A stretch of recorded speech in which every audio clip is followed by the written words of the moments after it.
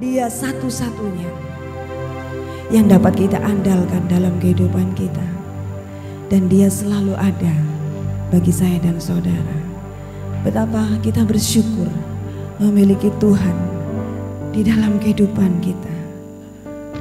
Apa jadinya kalau kita tidak memiliki Dia? Apa jadinya bila Dia tidak memilih kita? Oh, bersyukur Tuhan. Kami bersyukur Tuhan. Kami bersyukur. Terima kasih Tuhan. Haleluya Tuhan. Haleluya Bapa. Kau Tuhan, penolong dalam hidupku. Ku percaya hanya kepadamu. Kami mengandalkan Engkau Tuhan. Kau pegang tanganku Dan tuntun langkahku. Yesus, Kau perlindunganku. Kau Tuhan, kekuatan dalam hidupku, penolongku dalam kesesakan. Kau gunung batuku dan pertahananku. Yesus, Kau kemenanganku. Yesus, padamu ku berseru. Kaulah penyelamatku. Terpujilah Kau Tuhanku. Mulutku memuji nama-Mu sepanjang umur hidupku. Terpujilah Kau Tuhanku di atas segala-galanya. Haleluya Tuhan. Kau Tuhan, penolong dalam hidupku. Ku percaya hanya kepadamu. Kau pegang tanganku dan tuntun langkahku. Yesus, Kau perlindunganku. Kau Tuhan, kekuatan dalam hidupku, penolongku dalam kesesakan. Kau gunung batuku dan pertahananku. Yesus, Kau kemenanganku. Yesus, padamu ku berseru. Kaulah penyelamatku. Terpujilah Kau Tuhanku. Mulutku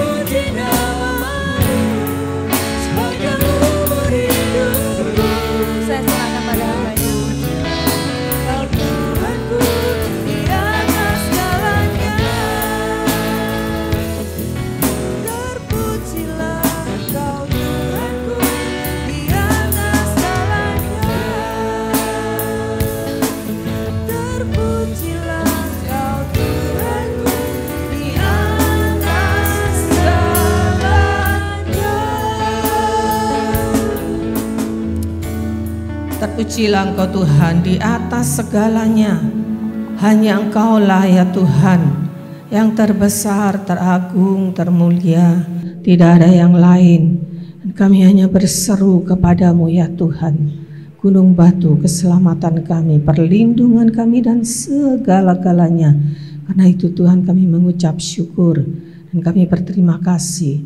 Hari ini Engkau beri kami kesempatan, Engkau beri kami waktu ya Tuhan untuk kami bisa beribadah kepadamu. Ini adalah anugerah dan kami bersyukur ya Tuhan. Dan kami percaya Engkau memberkati kami sore hari pada pagi hari ini dengan kuasa firman-Mu.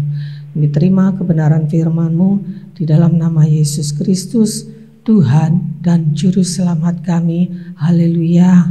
Amin. Shalom, puji Tuhan, Bapak Ibu, Saudara yang dikasihi Tuhan. Mari pada pagi hari ini kita akan sama-sama belajar dari firman Tuhan. Ini saya beri judul bersungut-sungut versus berseru-seru. Ya. Ayat-ayat itu nanti kita akan baca kemudian ya. Nah, kita hari ini akan belajar dari bangsa Israel. Bangsa Israel ini adalah bangsa yang sungguh sangat istimewa, ya, keturunan Abraham, Ishak, Yakub, kemudian dari 12 anak Yakub inilah kemudian terbentuklah 12 suku Israel yang dikhususkan oleh dan untuk Tuhan. Dibebaskan dari perbudakan di Mesir, diberikan sebuah wilayah khusus menjadi tempat kediaman mereka, yaitu tanah perjanjian. Diberikan seorang pemimpin yang dipilih langsung ya oleh Allah, yaitu Musa, ya, seorang yang sangat berkualitas. Musa ini ya dipilih langsung oleh Tuhan, punya karakter dan kemampuan yang sangat-sangat luar biasa ya. Dan ini bangsa ini adalah memang bangsa yang istimewa ya. Dan sampai hari ini tentu perjanjian Tuhan itu kekal ya. Namun bangsa ini bukan bangsa yang baik ya. Kalau sampai saat ini terjadi perang antara Israel dengan Hamas gitu ya, banyak yang mengutuki Israel gitu ya. Memang ada yang mengatakan bahwa firman Tuhan juga mengatakan barang siapa yang mengutuk ya kepada Abraham, kepada keturunannya itu akan dikutuk. Jadi ada seperti sebuah pernyataan gitu ya, jangan pernah mengutuki bangsa Israel gitu. Namun sesungguhnya bangsa Israel ini bukan bangsa yang baik memang, ya. Bangsa pemberontak, ya. Bangsa yang keras kepala, tegar tengkuk, jahat juga, ya. Sampai mereka itu bertahun-tahun mengalami hal-hal yang buruk, ya. Saya pernah membaca ulasan satu hamba Tuhan, ya, bagaimana keburukan dari bangsa Israel ini sampai bertahun-tahun, sampai ribuan tahun, sampai 1948 itu baru ya, mereka itu menjadi sebuah negara yang merdeka. Nah, kita akan belajar dari kisah bangsa Israel pada saat mereka dalam perjalanan dibebaskan dari perhambaan dari Mesir untuk menuju ke tanah perjanjian. Ya, satu jarak yang sebetulnya bisa ditempuh dalam waktu kurang lebih 3-6 bulan ya dalam kalau jalan kaki itu. Namun karena kedegilan hati mereka tuh bayangkan 40 tahun berputar-putar di padang gurun sebelum masuk ke tanah perjanjian. Masuk ke tanah perjanjian itu pun hanya keturunan-keturunan yang lahir selama di padang gurun. Mereka yang keluar dari Mesir semua binasa ya di padang gurun. Ya, ini kita akan melihat ya dari bangsa Israel ini salah satu dosa yang mereka lakukan. Ada beberapa dosa yang mereka lakukan yang tertulis di dalam 1 Korintus 10 itu untuk menjadi peringatan tentang bagaimana mereka perjinahan yang mereka lakukan, penyembahan berhala yang mereka lakukan. Dan yang kita akan pelajari pada hari ini adalah tentang bagaimana mereka bersungut bersungut-sungut. Ya, bagaimana mereka bersungut-sungut. Ya, jadi Israel ini memang ya bangsa yang keras kepala, tegar tengkuk, pemberontak.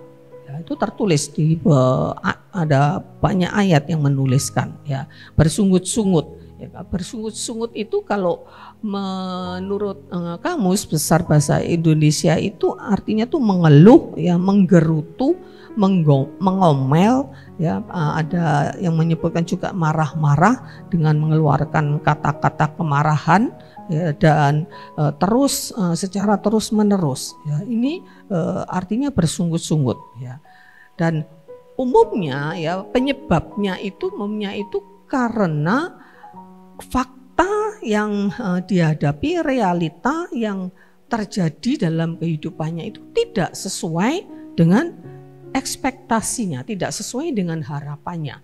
Itu penyebab secara umum, ya. Itu ada penyebab-penyebab secara spesifik, tapi secara umum itu bahwa realita tidak sesuai dengan ekspektasi. Nah, kita akan melihat ya sungut-sungutnya bangsa Israel, ya. Di dalam Keluaran 15 ayat 22 sampai ayat yang ke-24, ya, ada banyak ayat-ayat akan saya bacakan secara cepat, ya. Di Keluaran 15 ayat 22 sampai 24, Musa menyuruh orang Israel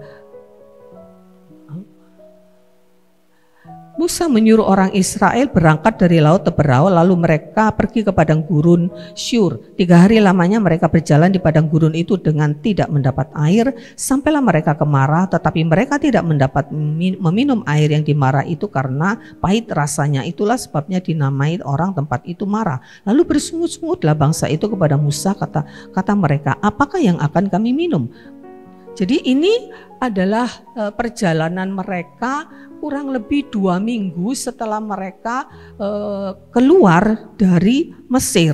Ya, keluar dari Mesir 2 minggu perjalanan, ya, setelah melewati laut Teberau dengan cara yang sangat spektakuler. Mereka berjalan di tengah-tengah kekeringan, di tengah-tengah laut, ya, dengan cara yang luar biasa itu, dengan cara yang dahsyat itu, dan kemudian perjalanan mereka melewati itu selama kurang lebih 2 minggu sampai di Marah. Ya, dikatakan di dalam perjalanan itu mereka sudah kekurangan air, tidak mendapatkan air. Ya. Sampai di Marah, ya, mereka berkemah. Ya. Ternyata air di situ nggak bisa diminum, airnya pahit. Ya. Secara manusia wajar, ya. Secara manusia wajar. Siapa sih yang enggak bersungut-sungut, ya? Sudah di perjalanan tidak dapat air, berharap dapat air, airnya pahit. Ya, mereka bersungut. Secara manusia memang wajar, tapi nanti kita akan lihat ya di bagian berikutnya. Ya, nanti Tuhan buat mujizat kan di Marah itu, ya, kemudian air itu jadi bisa diminum, jadi manis malah. Ya. Kemudian di Keluaran pasal yang ke-16 ayat 1 sampai 3. Setelah mereka berangkat dari Elim, tibalah segenap jemaah Israel di padang gurun Sin yang terletak di antara Elim dan Gunung Sinai pada hari yang ke-15 bulan yang kedua sejak mereka keluar dari tanah Mesir. Di padang gurun itu bersungut-sungutlah segenap jemaah Israel kepada Musa dan Harun dan berkata kepada mereka, kalau kami mati tadinya di tanah Mesir oleh tangan Tuhan ketika kami duduk menghadapi kuali berisi daging dan makan roti sampai kenyang, sebab kamu membawa kami keluar ke padang gurun ini untuk membunuh seluruh jemaah ini dengan kelaparan. Ya. Ini ya, hari ke-15 bulan yang kedua, ya. Jadi 1 bulan sejak keluar dari Mesir. Setelah dari Marah itu mereka dibawa Tuhan ke Elim. Di Elim luar biasa, ada 70 pohon kurma mereka menikmati. Nah, dari Elim mereka kemudian melakukan perjalanan lagi sampai di padang gurun Sin, ya, di antara Elim dan Sinai. Dan kemudian bangsa itu bersungut-sungut kepada Musa dan Harun. Ya, kenapa kami tidak di Mesir saja? Kami menghadapi kuali berisi daging, makan roti sampai kenyang. Ya, mereka bersungut-sungut dalam perjalanan itu karena mereka kelaparan. Ya, karena bekal yang mereka bawa itu dari Mesir itu sudah habis, sudah wajar artinya. Ya, sudah menjalani 1,5 bulan ya mereka dalam perjalanan itu. Ya. Dan ini tentu secara manusia ya bisa dikatakan juga hal yang wajar ya, kelaparan. Siapa yang orang tuh kalau kelaparan kadang-kadang bisa kalap malah ya. Ya, tapi nanti kita lihat ya apa yang dilakukan bangsa Israel ini. Kemudian di Keluaran 17 ya mereka tiba ya, di satu tempat yang namanya Rafidim ya. Kemudian berangkatlah segenap jemaah Israel itu dari padang gurun Sin, berjalan dari tempat persinggahan ke tempat persinggahan sesuai dengan titah Tuhan, lalu berkemahlah mereka di Rafidim. Tetapi di sana tidak ada air untuk diminum bangsa itu, jadi mulailah bangsa itu bertengkar dengan Musa. Kata mereka, berikanlah air kepada kami supaya kami dapat minum. Tetapi kata Musa kepada mereka, mengapakah kamu bertengkar dengan aku? Mengapakah kamu mencobai Tuhan? Ya sampai di situ ya. Nggak dapat air lagi ya di situ. Mereka nggak dapat air lagi, bersungut-sungut lagi. Bahkan mereka bertengkar dengan Musa. Jadi Musa dan Harun ini menjadi sasaran kemarahan mereka, menjadi sasaran persungutan mereka. Ya, mereka kembali tidak dapat air. Ya. Tapi pada akhirnya Tuhan juga buka jalan. Tuhan suruh Musa ya memukul satu gunung batu dan mengeluarkan air. Ya. Tuhan Tuhan itu memenuhi sebetulnya persungutan mereka itu ya. Mereka sudah bersungut-sungut lebih dulu ya. Kemudian di Bilangan pasal yang ke-11 ya, Bilangan 11 ayat 1. Pada satu kali bersungut-sungut bangsa itu bersungut-sungut di hadapan Tuhan tentang nasib buruk mereka, dan ketika Tuhan mendengarnya bangkitlah murkanya, kemudian menyalalah api Tuhan di antara mereka dan merajalela di tempat perkemahan. Di ayat yang keempat itu bangsa itu berseru-seru minta daging, mereka bosan dengan mana ya. Mereka bersungut-sungut lagi ya, sampai Tuhan marah kali ini. Ya, Tuhan mendatangkan api dari langit, binasa sekian ribu orang. Ya, kemudian masih lanjut lagi mereka berteriak-teriak minta daging, sampai Tuhan kirimkan burung puyuh sampai menggunung burung puyuh, mereka makan dengan rakusnya. Ketika mereka makan dengan rakusnya di ayat yang keempat dan seterusnya, ya, Tuhan mendatangkan tulah yang besar. Jadi selagi daging itu masih di mulutnya, mereka mati binasa. Ya. Kemudian di Bilangan pasal yang ke-14 ya, kembali mereka bersungut-sungut karena mereka mengingat Mesir ya. Segenap jemaah itu mengeluarkan suara nyaring dan bangsa itu menangis. Pada malam itu bersungut-sungutlah semua orang Israel kepada Musa. Segenap umat itu berkata, sekiranya kami mati di tanah Mesir atau di padang gurun ini. Ya, mengapa Tuhan membawa kami ke negeri ini supaya kami tewas oleh pedang dan istri dan anak-anak kami menjadi tawanan? Bukankah lebih baik kami kembali ke Mesir? Di ayat selanjutnya lalu mereka berusaha, ayo kita kembali ke Mesir, kita angkat seorang pemimpin untuk pulang ke Mesir. Ya, ini bersungut-sungut minta kembali ke Mesir. Ya. Secara manusia wajar, entah ini sudah mencapai perjalanan seberapa lama ya, tapi 40 tahun perjalanan mereka. Ya. Di Bilangan 14 ayat yang ke-36 mereka kembali bersungut-sungut ya. Masalahnya ada 10 orang yang diutus oleh Musa untuk mengintai tanah Kanaan sebelum mereka masuki.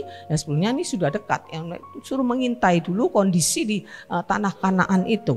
Ya, 8 orang menyampaikan kabar busuk bahwa orang di situ tuh orang besar-besar tinggi raksasa, kami akan mati ya di tangan mereka, kami akan seperti belalang ya di hadapan mereka. Hanya 2 orang, Yosua dan Kaleb, yang menyampaikan kabar baik bahwa tanah itu subur ya seperti yang Tuhan janjikan.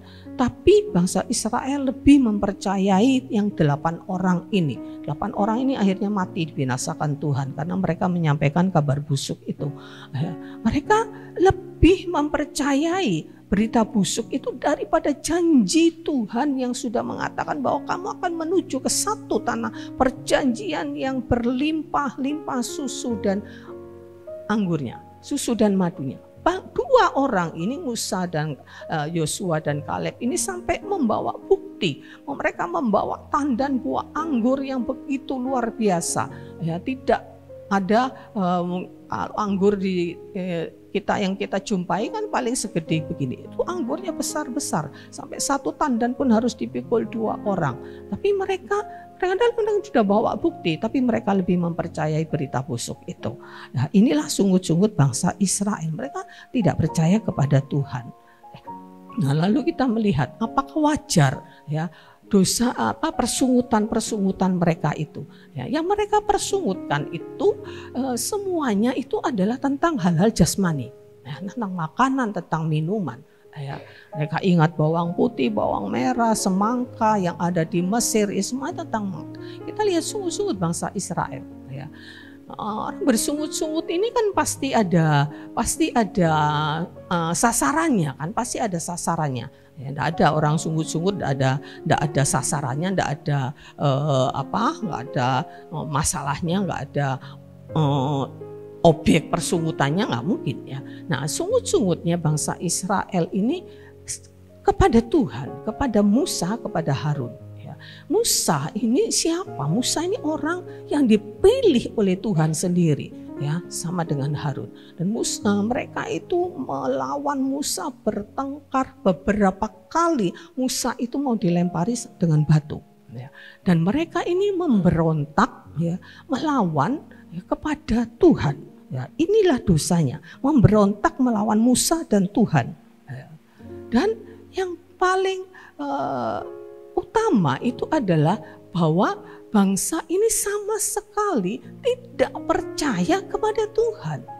Bukan masalah sungut-sungut, masalah tidak ada kelaparan, ya itu masih dianggap wajar. Tetapi sesungguhnya mereka ini bangsa yang tidak punya hati untuk Tuhan.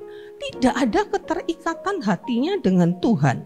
Ya, sama sekali tidak mempercayai Tuhan. Mereka hanya menuntut dan marah kepada Tuhan. Itu yang mereka lakukan. Mereka hanya minta kepada Tuhan, menuntut Tuhan. Sampai di Bilangan pasal 14 ayat yang ke-27, firman Tuhan mengatakan, berapa lama lagi umat yang jahat ini bersungut-sungut kepada Tuhan. Jadi sesungguhnya mereka ini bangsa yang jahat ya. Di Bilangan 14 itu ayat 22 dikatakan 10 kali mereka mencobai Tuhan. Mereka berusaha sampai melempari Musa dengan batu, mau membunuh Musa ya. Inilah dosa persungutannya bangsa Israel itu ya, karena persungutan mereka itu bukan sekedar karena kelelahan fisik, bukan sekedar masalah capek fisiknya, tetapi hatinya jahat ya. Mereka sama sekali tidak mempercayai Tuhan. Jadi sesungguhnya memang bangsa Israel ini bangsa yang luar biasa ya. Mereka bangsa yang tegar tengkuk. Tuhan sendiri mengatakan umat yang jahat ini ya. Dan beberapa kali disebutkan ini bangsa yang sungguh-sungguh keras kepala, pemberontak ya, bangsa yang pemberontak.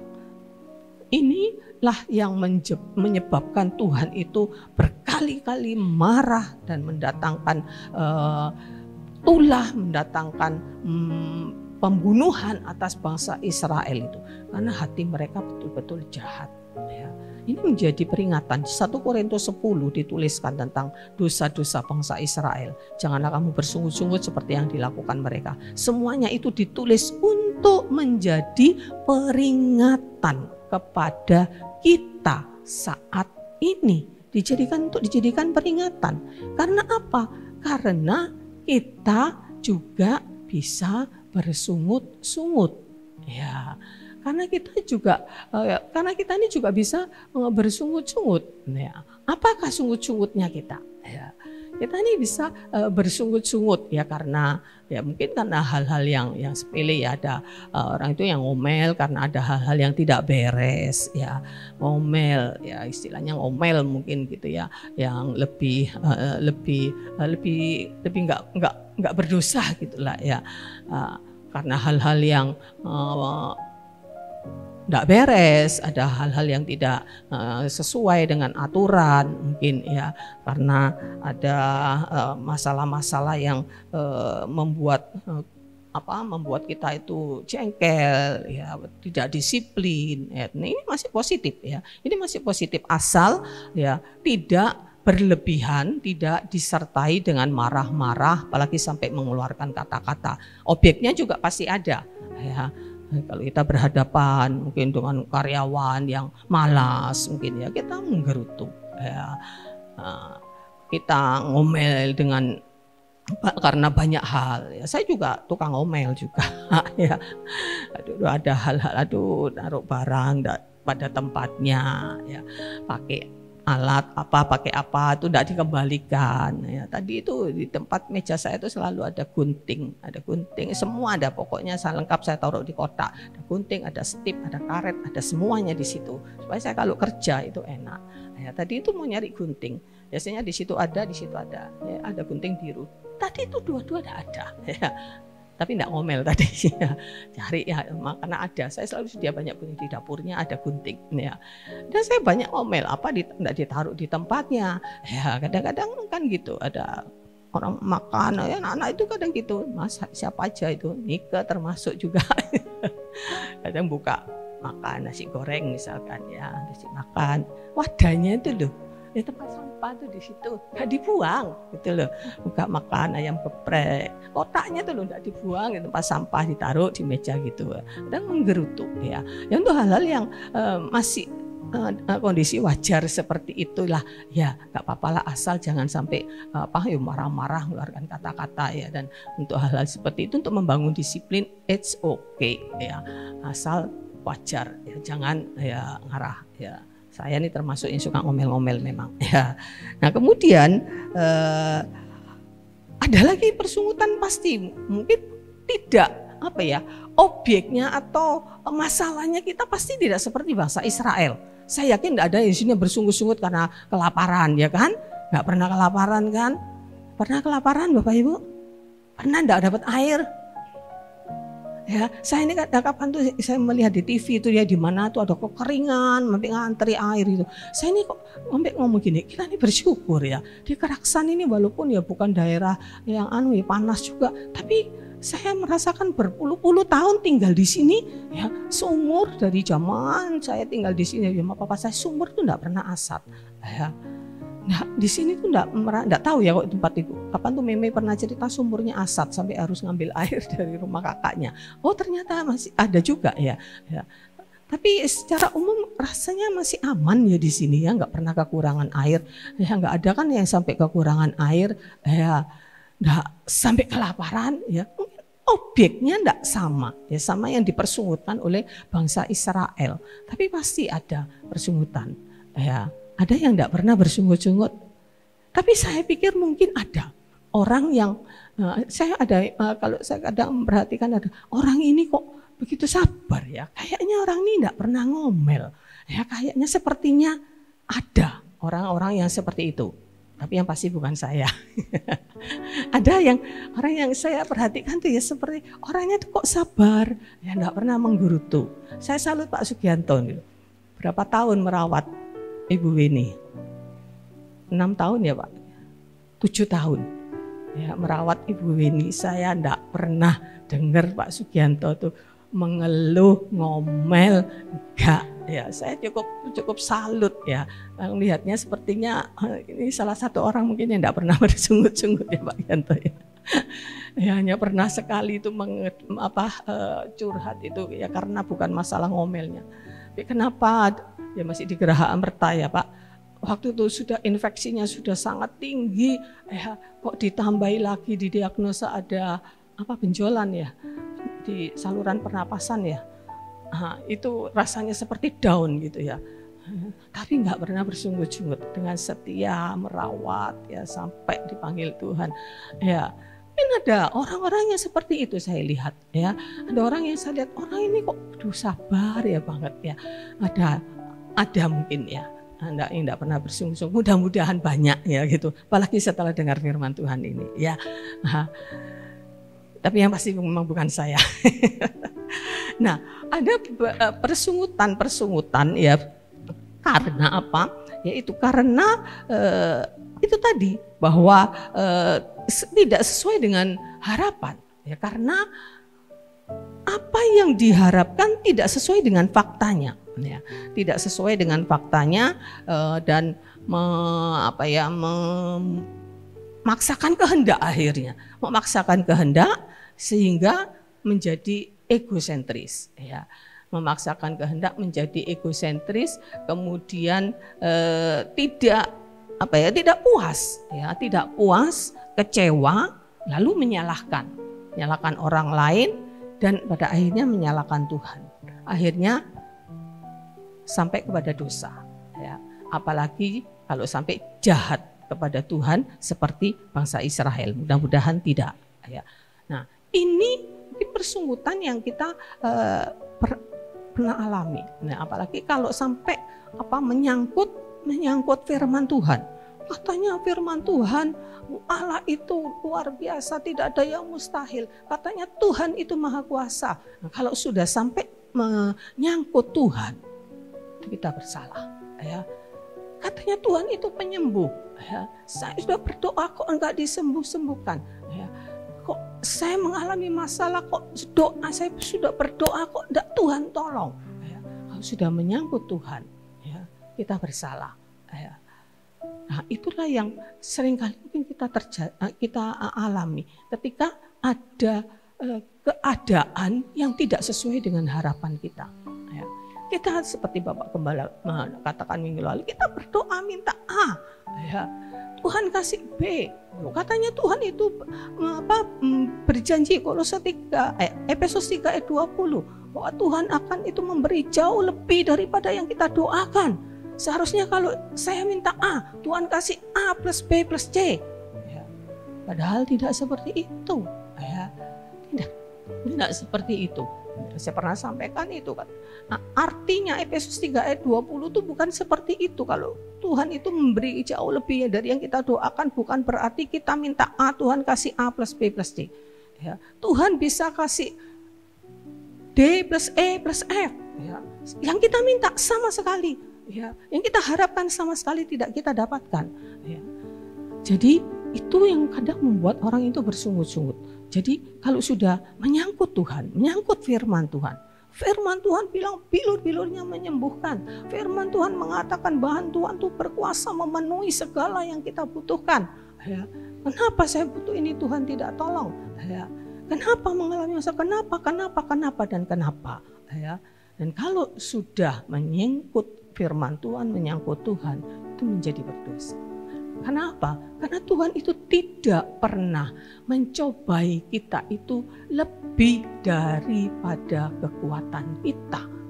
Tuhan tidak pernah mencobai. Ini yang harus lebih kita percayai daripada fakta atau realita yang kita hadapi. Ya. Dan ini kita harus percaya Tuhan lebih daripada realita, lebih daripada kenyataan yang kita hadapi. Ya. Nah, kita lihat kemudian di bagian berikutnya itu adalah berseru-seru. Ya, judulnya tadi kan bersungut-sungut versus berseru-seru. Nah, kita belajar dari Musa. Ya. Di dalam Keluaran 15 ayat yang ke-21 dikatakan Musa berseru-seru kepada Tuhan dan Tuhan menunjukkan kepadanya sepotong kayu. Musa melemparkan kayu itu ke dalam air, lalu air itu menjadi manis. Di sanalah diberikan Tuhan ketetapan-ketetapan dan peraturan kepada mereka, dan di sanalah Tuhan mencoba mereka. Keluaran 17 ayat 4, lalu berseru-seru Musa kepada Tuhan, dan seterusnya. Ya.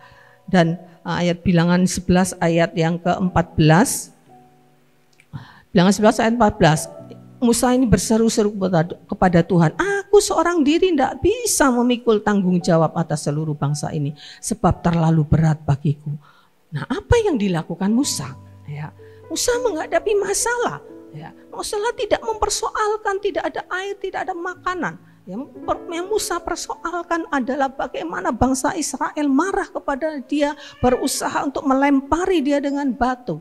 Ya, apa yang dilakukan oleh Musa? Musa bukan bersungut-sungut tapi berseru-seru kepada Tuhan. Berulang kali dituliskan, Musa berseru-seru kepada Tuhan. Ya. Musa ini orang yang sangat lembut hatinya. Ya, dikatakan bahwa tidak ada orang di muka bumi ini yang melebihi Musa. Ya. Nah, Musa ini lebih, maaf nih, mata saya atau kacamatanya nih kurang, jadi nggak jelas ya. Musa ini orang yang sangat lembut hatinya ya.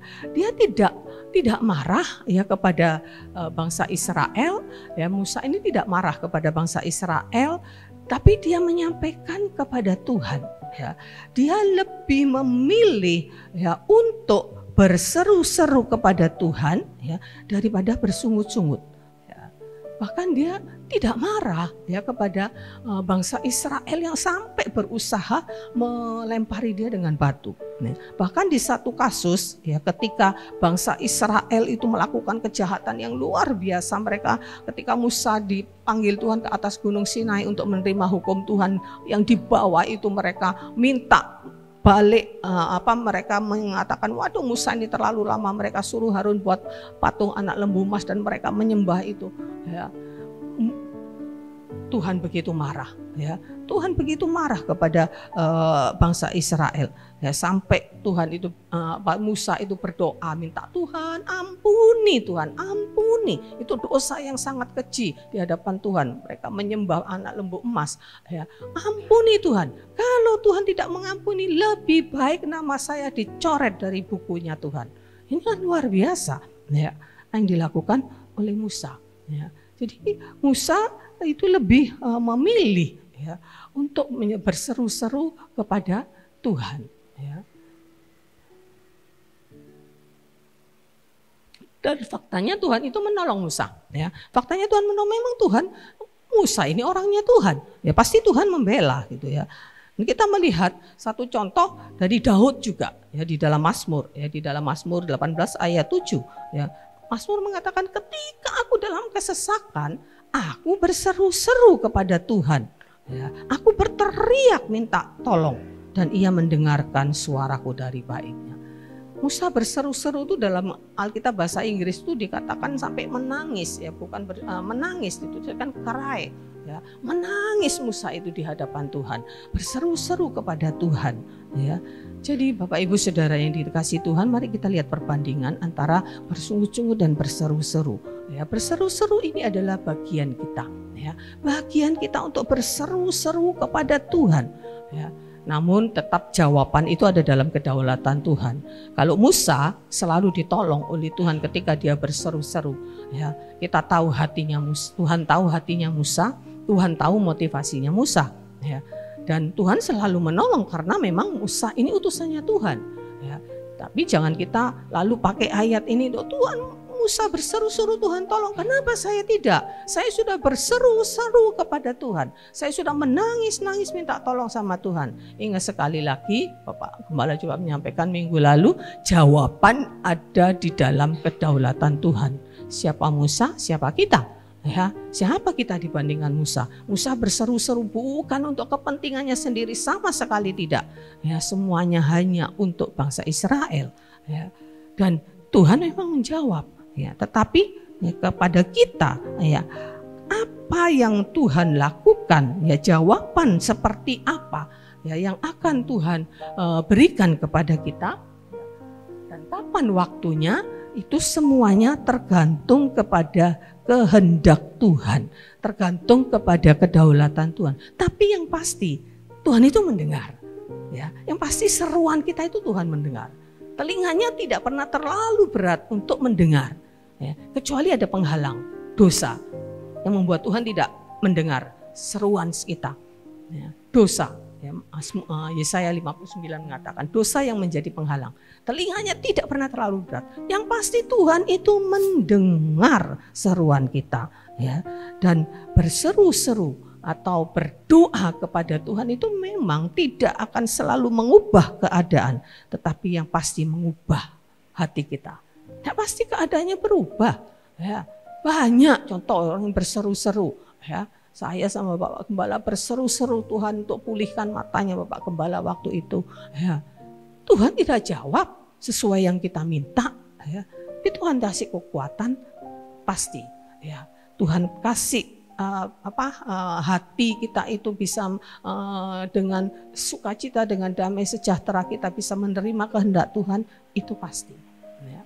Jadi sekali lagi berseru-seru atau berdoa. tidak selalu mengubah keadaan, tapi yang pasti mengubah hati kita. Dan itu yang lebih penting. Ya, kita kuat, enggak apa-apa, kasih beban seberapa berat pun asal kita kuat. Ya, itulah yang Tuhan kasih. Dan ketika orang itu berseru-seru kepada Tuhan, ya, akhirnya dia akan bisa bersyukur. Bersyukur ini, ya, lawannya bersungut-sungut.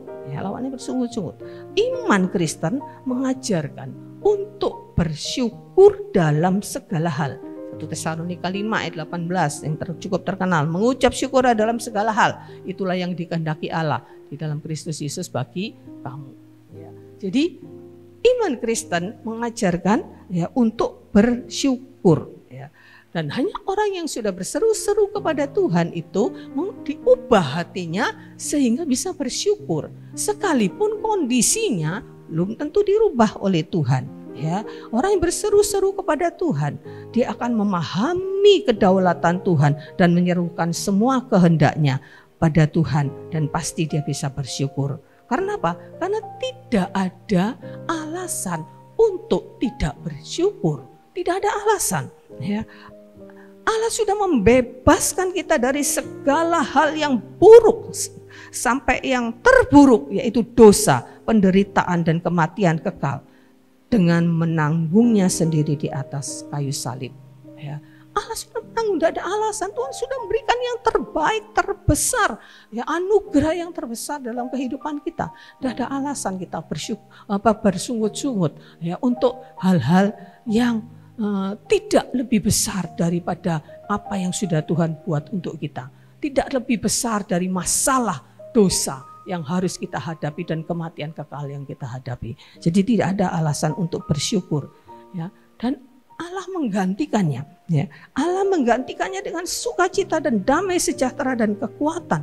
Nah, itu tidak ada alasan untuk tidak bersyukur, ya. Dan Allah selalu punya rencana, ya. Allah selalu punya rencana yang baik dan tujuan yang baik dalam mengizinkan apa yang buruk yang kita alami. Dan dia menyertai dan memberikan kekuatan. Roma 8 ayat 20, Allah itu bekerja bersama-sama, ya, mendatangkan kebaikan bagi orang yang mengasihi dia.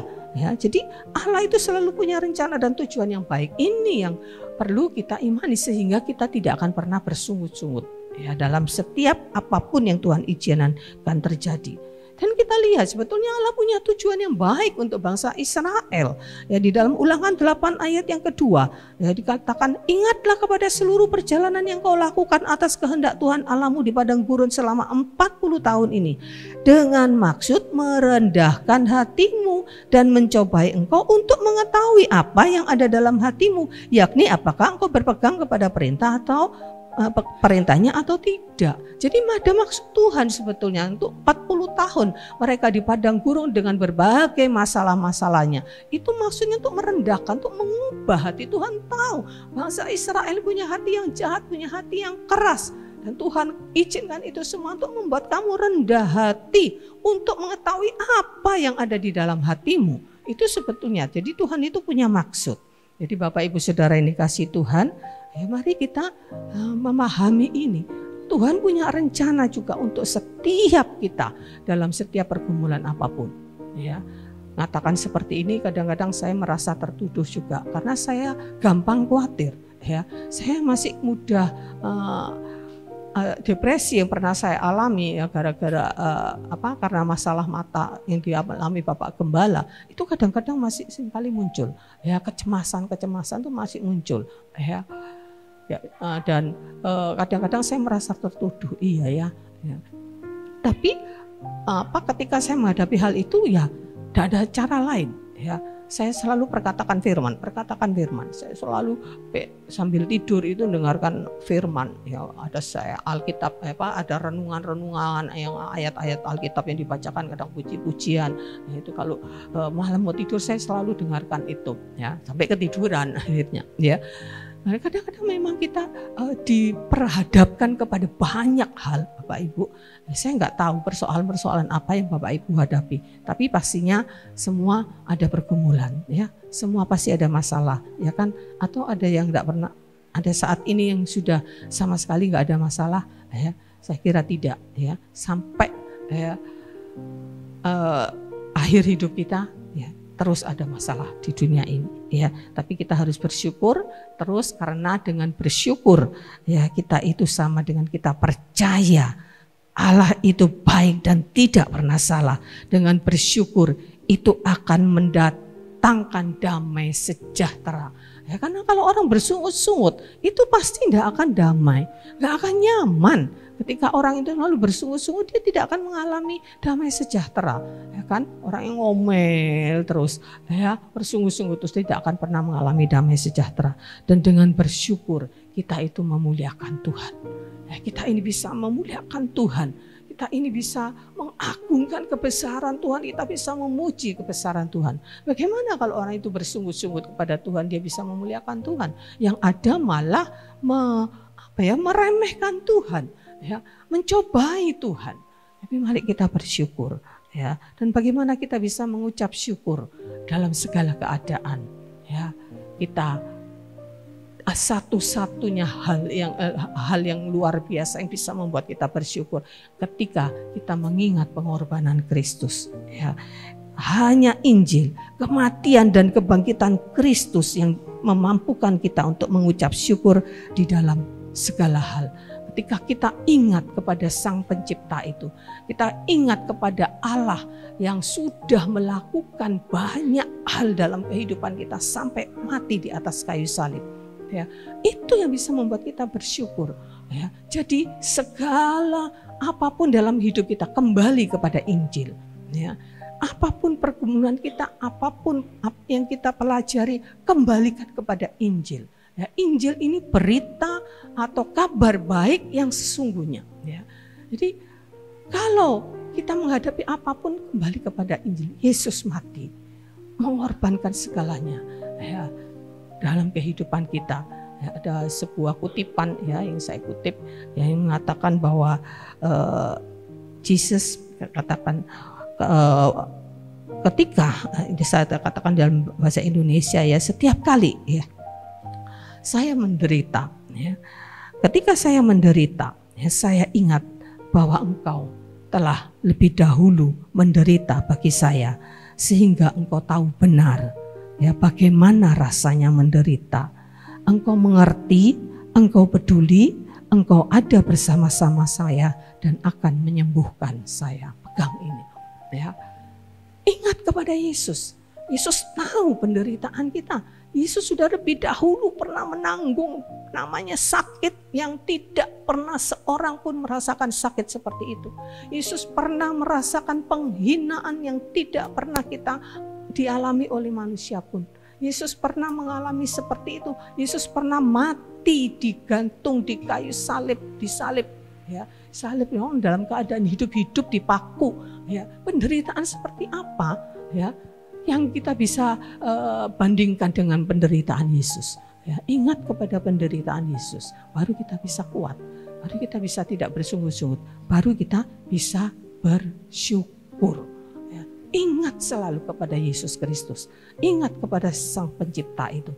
Dia melakukan banyak hal. Dia menciptakan dunia ini. Dia menciptakan alam semesta untuk kita. Dia memelihara kita. Ya, ujian tadi mengatakan, Yesus engkau gunung batuku, engkau penolongku. Itu fakta. Ya, itu faktanya. Jangan melihat fakta yang kita hadapi yang sakit lah, masalah lah. Ya. Ingat kepada fakta bahwa Yesus sudah menanggung segalanya. Tidak ada satu penderitaan pun ya yang kita alami lebih daripada yang Yesus alami. Percaya? Ya. Percaya bahwa penderitaan kita ya tidak ada apa-apanya ya dibandingkan nanti kemuliaan yang akan Tuhan sediakan. Kini saat ini kita sedang menghadapi pergumulan apapun ya. Sakitkah, masalah keluarga, masalah ekonomi, masalah apapun. Ingat Yesus sudah pernah menanggung dan Dia mengalirkan kekuatannya kepadamu. Apa yang Dia alami, ya kekuatan yang Dia alami dari Bapa itu, ya Dia berikan. Mari kepadaku semua yang letih lesu berbeban berat, aku akan memberi kelegaan kepadamu. Ya, datanglah kepada Tuhan, ya. Serahkanlah segala kekhawatiranmu kepada Tuhan, ya. Dia akan memperdulikan kamu. Ya. Berdoalah Dan maka damai sejahtera Allah yang melampaui segala akal akan memelihara hati dan pikiran dalam Kristus Yesus. Damai sejahtera yang Tuhan kasih kepada kita, ya, bukan gundah gulana, susah, sumpek, ya, tidak, ya. Masalah, ya, tergantung Tuhan. Kalau Tuhan mau selesaikan dalam sekejap, Dia bisa rubah masalah kita, ya.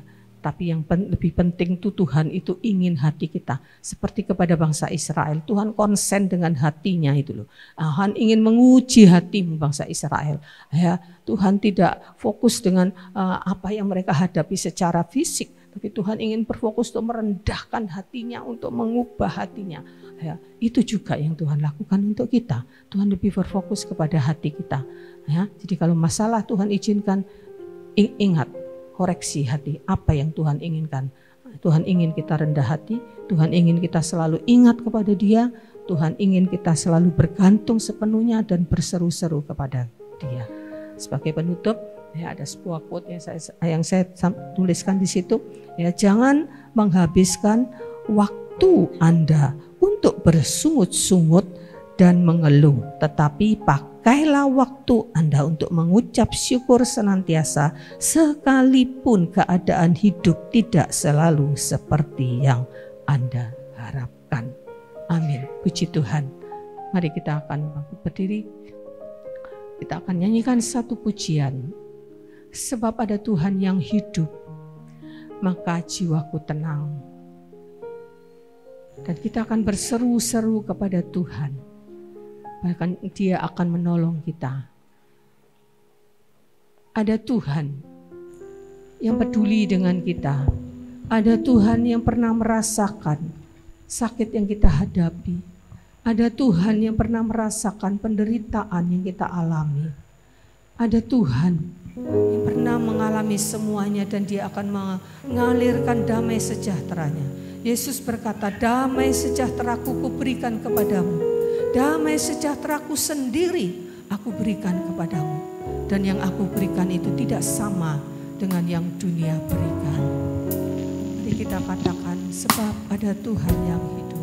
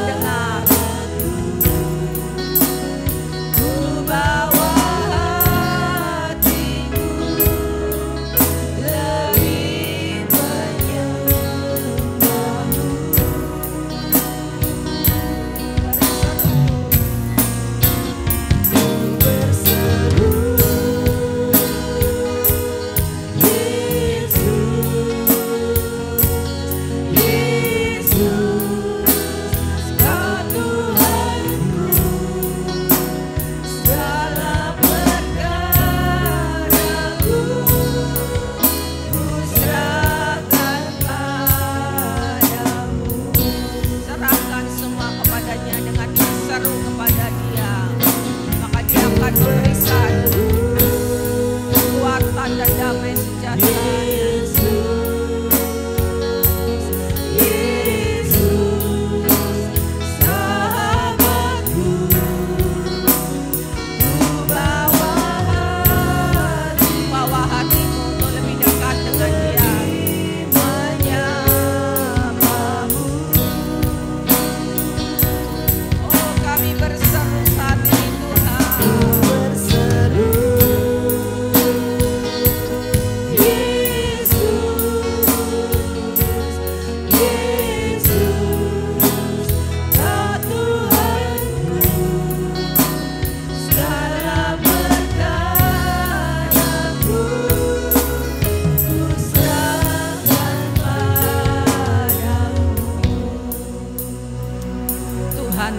Seruan hatimu, Dia selalu mendengar. Karena itu jangan pernah bersungut-sungut, tapi berseru-serulah kepada Tuhan. Bukan memaksakan untuk Tuhan mengabulkan sesuai harapanmu. Berserulah kepada Tuhan supaya kekuatannya mengalir, supaya segala yang baik, damai sejahtera, sukacitanya mengalir. Dan kau akan bisa mengatakan bahwa Allah turut bekerja di dalam segala sesuatu untuk mendatangkan kebaikan. Engkau akan percaya bahwa ending dari segala yang kau hadapi adalah segala yang baik yang Tuhan berikan dalam hidupmu. Berserulah, minta kekuatan, minta kesabaran dari Tuhan. Dan kita percaya Dia selalu mendengar seruan kita. Katakan, Tuhan, aku berseru kepadamu. Berseru, Yesus,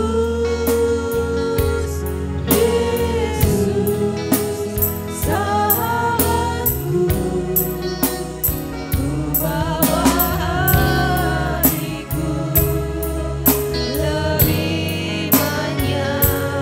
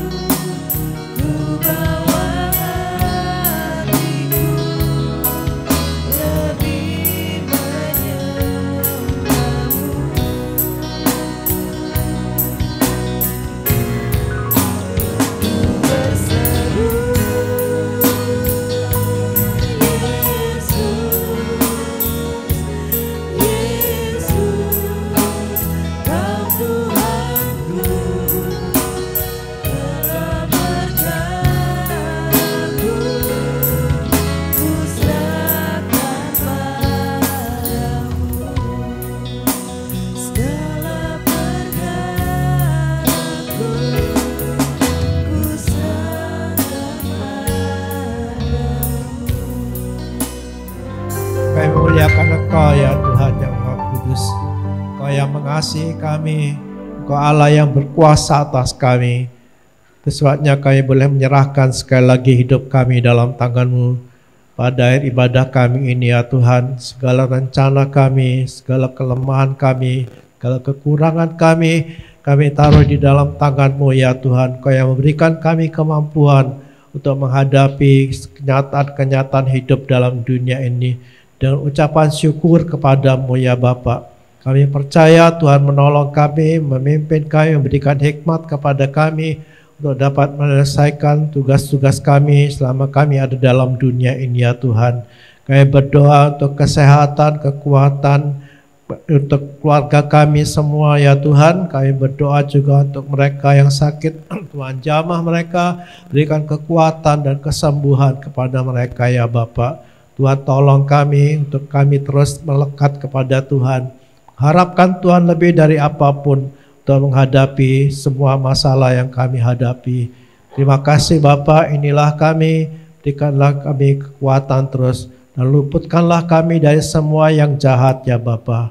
Terpujilah Engkau ya Tuhan, kami persembahkan seluruh hidup kami, persembahkan ibadah kami, dan kami persembahkan doa kami kepadamu di dalam nama Yesus Tuhan dan Juru Selamat kami. Bapa kami yang di surga, dikuduskanlah namamu, datanglah kerajaanmu, jadilah kehendak-Mu di bumi seperti di surga. Berikanlah kami pada hari ini makan kami yang secukupnya, dan ampunilah kami akan kesalahan kami, seperti kami juga mengampuni yang bersalah kepada kami. Dan jangan bawa kami ke dalam pencobaan, tetapi lepaskanlah kami daripada yang jahat. Karena Engkau-lah yang punya kerajaan, kuasa, dan kemuliaan sampai selama-lamanya. Amin.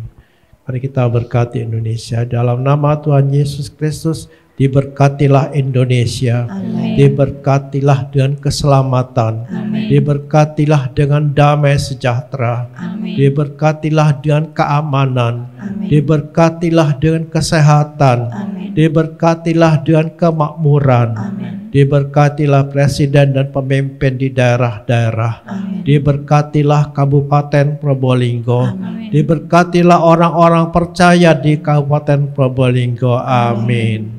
Sekarang jemaat yang dikasihi Tuhan, pulanglah engkau, terimalah berkat dari Allah Bapa itu. Akan turun melimpah atas hidupmu segala yang baik dan kekuatannya. Dan Yesus Kristus dengan damai sejahteranya memberkati engkau, mengawali hati dan pikiranmu dengan damai-Nya. Dan Roh Kudus menuntun saudara, membawa kau kepada pengalaman lebih dalam lagi dengan Tuhan, dan kau akan jadi berkat dimanapun engkau ada. Dalam nama Yesus Kristus. Amin. Warta Jemaat. Mari seluruh jemaat bergabung dalam komunitas sel untuk bertumbuh bersama-sama, belajar dan saling berbagi. Untuk penempatan komsel dapat menghubungi Bapak Gembala. Ibadah wanita hari Rabu pukul 5 sore di gereja. Ibadah doa dan komunitas doa pelayan Tuhan hari Jumat pukul 6 sore, online dan onsite. Ibadah pemuda remaja hari Sabtu pukul 4 sore. Ibadah raya pertama pukul setengah 7 pagi. Ibadah sekolah minggu pukul setengah 9 pagi. Ibadah raya kedua pukul 4 sore. Selamat ulang tahun kepada jemaat yang berulang tahun dalam minggu ini. Kiranya Tuhan memberi kesehatan, kedewasaan rohani, berkat dan damai sejahtera. Fellowship Wanita diadakan pada hari Selasa tanggal 28 November di GBIS Situbondo. Bagi kaum wanita yang rindu mengikuti harap mendaftar paling lambat tanggal 22 November kepada Ibu Gembala. Tuhan Yesus memberkati.